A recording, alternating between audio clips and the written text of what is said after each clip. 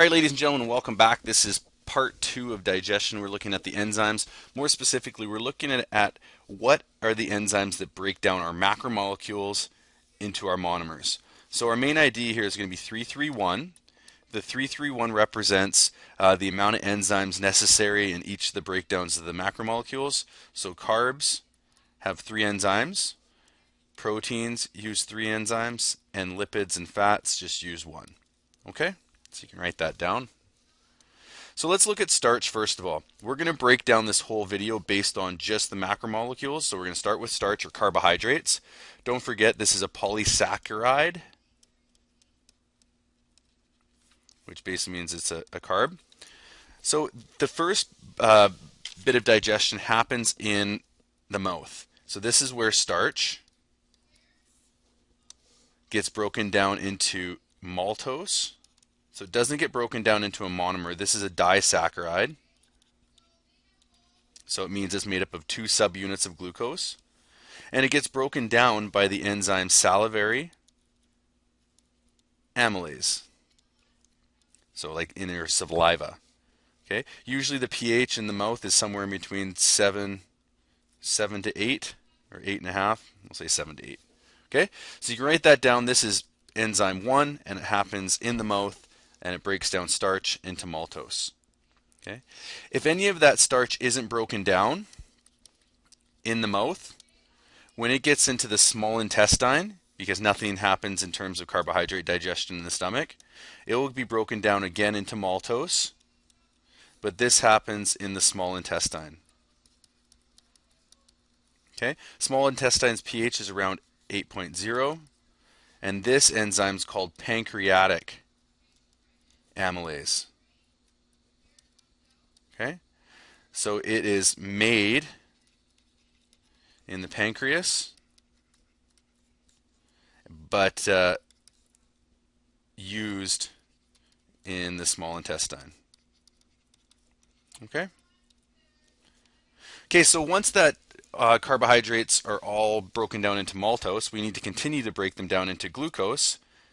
And so we have our maltose here, and it gets broken down into glucose in the small intestine. So again, it's in the small intestine. Again, our pH is around 8.0.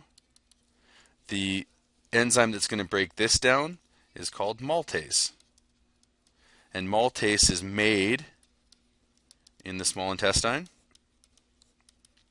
And then obviously it's going to break down in the small intestine. Okay? So now we have our carbohydrate totally broken down from existing starch into maltose, and then finally gets broken down by maltase into glucose. Don't forget a little side note here, these are all hydrolytic enzymes because it's undergoing hydrolysis, enzymes, so it needs water, okay? Because it needs to have those H's and OH's joining the existing monomers. Okay, so let's move on into proteins. So proteins, first of all, the protein digestion starts, nothing happens in the mouth with proteins. Oops, not starch, starts in the stomach. And the first one that we're going to talk about is hydrochloric acid, or HCl, aqueous.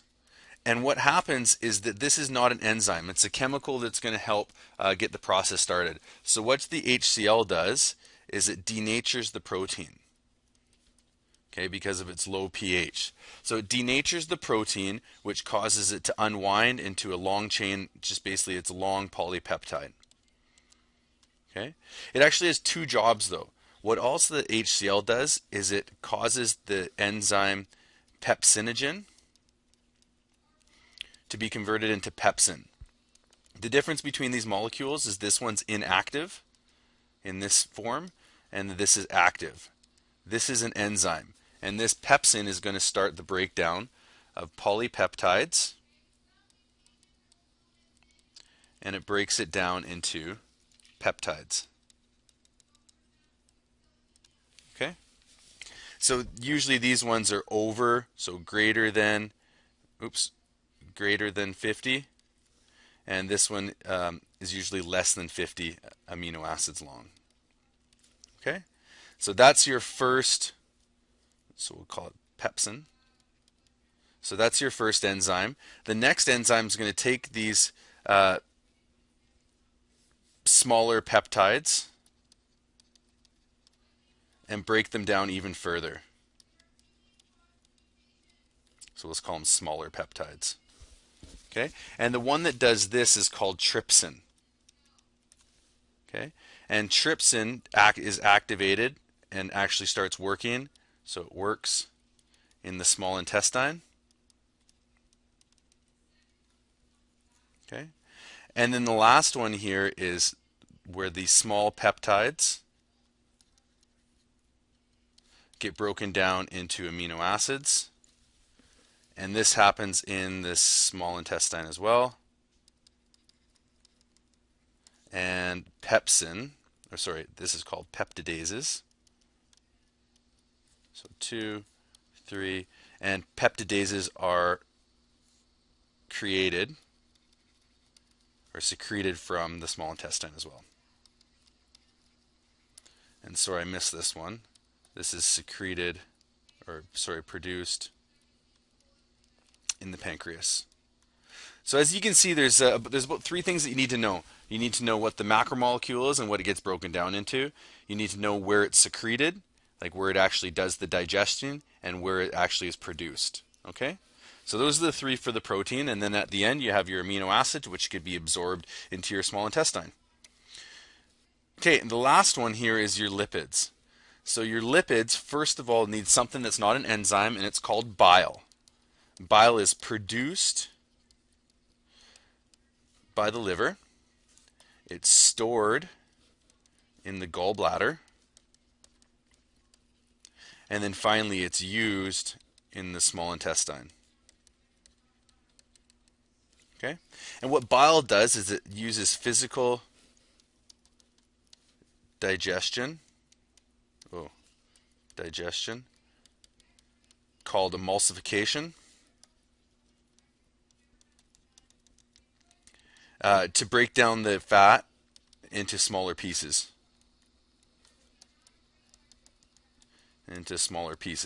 So as you can see on the left here, you have your big fat molecule. This is your bile, and what it does is it sticks all these little phospholipids in the fat, and since some are hydrophilic and hydrophobic, it forces its way in there and it causes these fat droplets to break apart. Break down fat into smaller droplets. Why would we want to do that? It increases the surface area for optimal enzyme activity. Okay? And the enzyme activity that we are talking about is where fat is broken down into glycerol and fatty acids. So those are the monomers there. And what that is going to be is called lipase. Lipase is produced by the pancreas, and it's used, used in the small intestine as well. Okay? So you might want to pause that to get it all down. Pause it to decipher what all those words mean and what you can actually read. Okay, so finally we have our 3-3-1. So we have our pancreatic amylase, we have our salivary amylase, and we have our maltase. So that does the breakdown of carbs. We have our pepsin, we have our trypsin, and we have our peptidases. That breaks down the protein. And then we have our lipase. And don't forget, it's not an enzyme, but it's still really, really, really important. Bile, and that's for the lipids. Okay? So we're going to go over this a lot next day. If you have questions, please write them down, and we'll see you tomorrow.